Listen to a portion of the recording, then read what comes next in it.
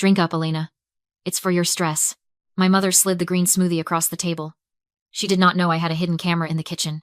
She did not know I had watched her crush enough heart medication into this glass to kill a horse just 10 minutes ago. She needed my life insurance money by tomorrow morning, or the loan sharks were coming for her. I did not scream. I did not call 911. I just looked at the poison. Then I turned to my spoiled sister, Emma, who was staring at my exclusive drink with pure jealousy. I smiled calmly and lifted the glass. "Wow, Mom," I said, making sure Emma heard every word. "You finally bought the expensive stuff for me? Before I tell you who drank from that glass and the secret I was hiding under the table, drop a comment telling me, what is the one thing you have forgiven your family for, that you should have never forgiven? I want to read your stories. You might be wondering why I did not just leave years ago.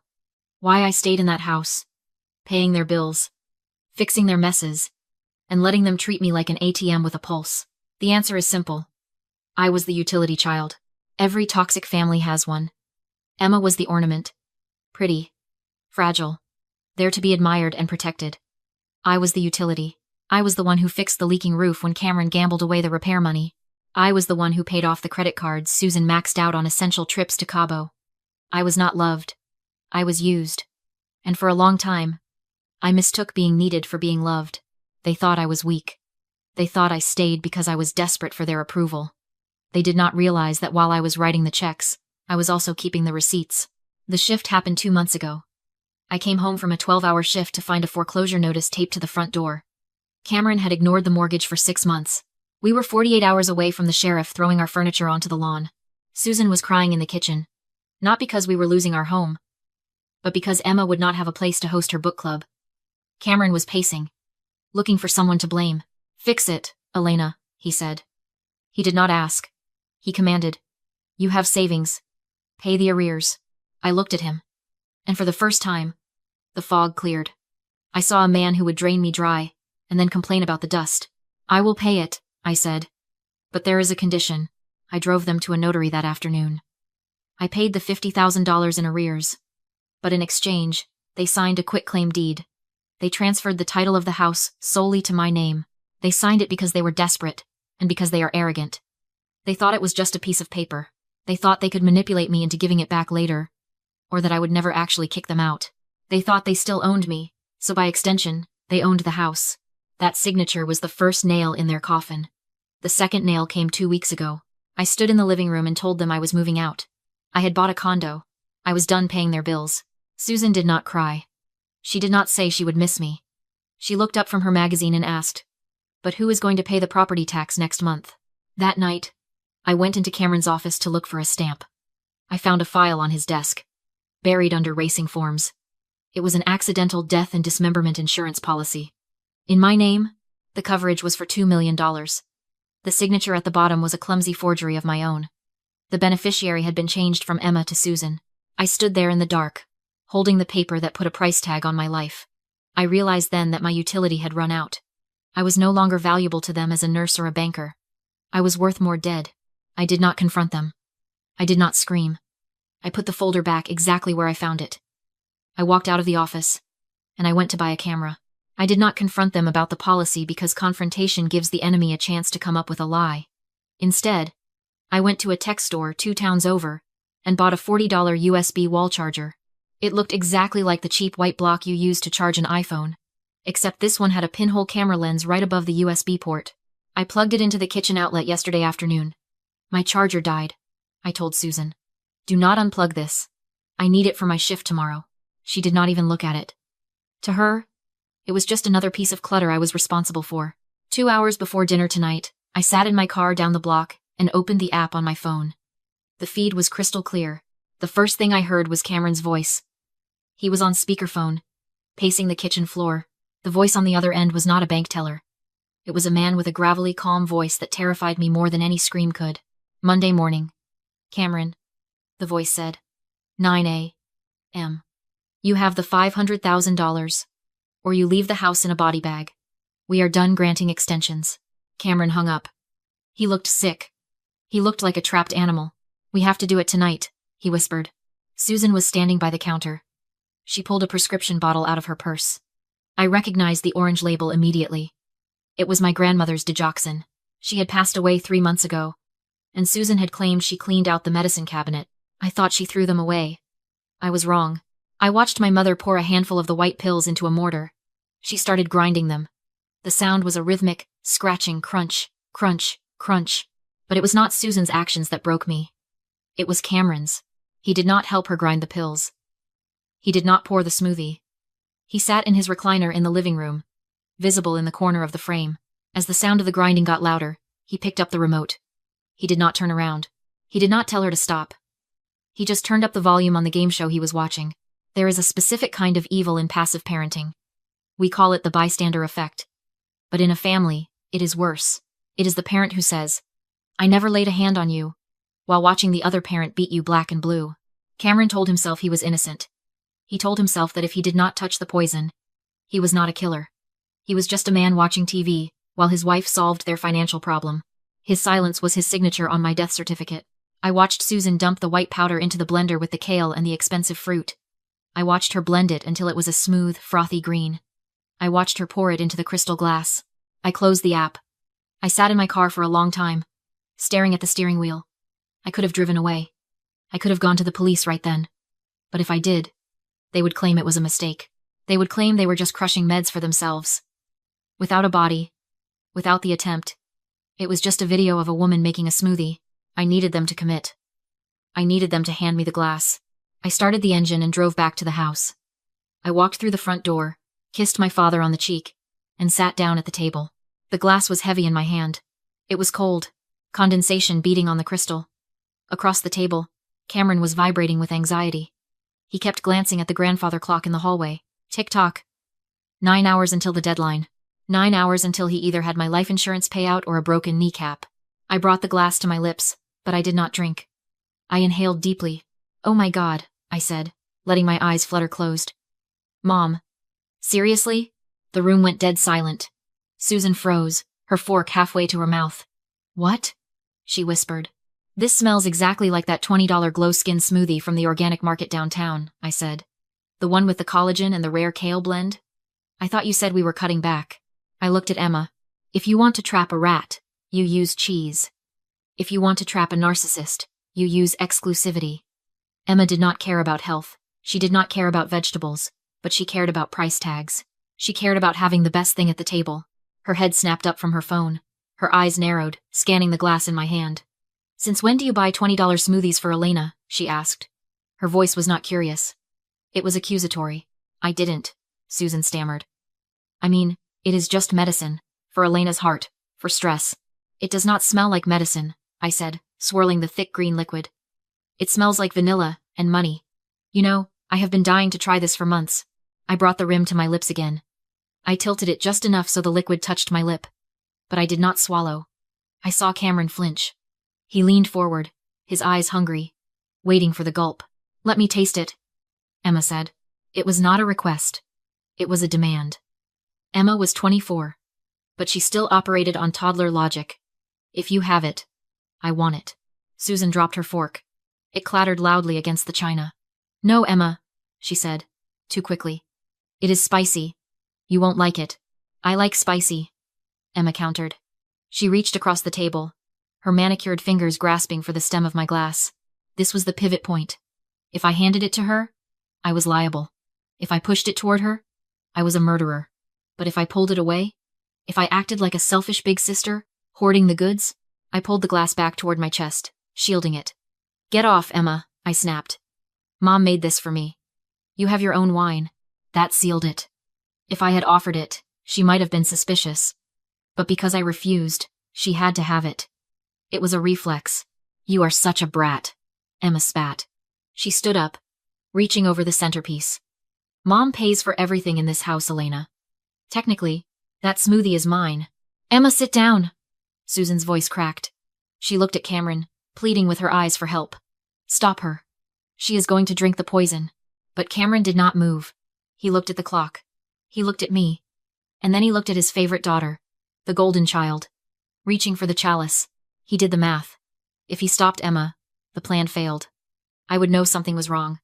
I would not drink it. The morning would come, and the loan sharks would come. He needed a body. He preferred it to be mine. But in a pinch, any body would do. I saw the calculation happen behind his eyes. I saw him decide that his life was worth more than Emma's. Let her have a sip, Elena, Cameron said, his voice flat. Do not be stingy. Susan gasped. She looked at her husband with horror, realizing for the first time that there is no honor among parasites. I looked at Emma. She was smug. She thought she was winning a petty argument over a beverage. She thought she was putting me in my place. She did not know she was fighting for the right to stop her own heart. Fine, I said. I released my grip on the glass. If you want it that bad, take it. Emma snatched the glass from the table with the speed of a viper. She held it close to her chest, glaring at us like we were about to tackle her for it. Mine, she said childishly. Susan lunged. It was an instinctual, animalistic movement. She reached across the table, her hand aimed to slap the glass out of Emma's grip. Emma, no! Do not drink that! For a split second, I thought the game was over. I thought Susan's maternal instinct would override her greed. But I forgot about the third player at the table. Cameron's hand shot out from under the tablecloth. He grabbed Susan's wrist. He did not just hold it. He squeezed it. Hard. I saw his knuckles turn white. Susan froze, her arms suspended in midair, her eyes wide and terrified as she looked at her husband. Time seemed to stretch. In that silence, an entire conversation happened between my parents. Cameron stared at Susan. His eyes were dark, hollow pits of desperation. Monday morning, his eyes said. The loan sharks, the broken legs, the body bag. If Susan knocked that glass over, the digoxin would be wasted on the carpet. The plan would fail. I would be alive. The insurance money would be out of reach. And by tomorrow morning, Cameron would be a dead man. He was making a choice. He was weighing the life of his golden child against his own survival, and he chose himself. He gave Susan's wrist a sharp, warning jerk. Let her drink. Susan made a small, broken sound and stopped fighting. Tears gathered in her eyes as she looked at Emma. Whatever fear was hanging over her mattered more than saving her favorite child. Emma, unaware of the silent pact happening a few feet away, read the tension completely wrong. She thought Susan was being dramatic over an expensive smoothie. You guys are ridiculous, she scoffed. It's just a drink. She lifted the glass, met my eyes with a smug little smile, and swallowed a huge mouthful like it was a dare. I watched the green liquid disappear. There's a kind of cruel irony to the way entitlement destroys a person. Emma wasn't collapsing because of one bad decision in one moment. She was collapsing because she'd been raised on permission, trained to take what she wanted, trained to believe boundaries didn't apply to her, trained to treat my things like communal property and my protests like background noise. They built the weapon. I just set it on the table. Emma put the glass down with a satisfied clink and wiped her mouth with the back of her hand.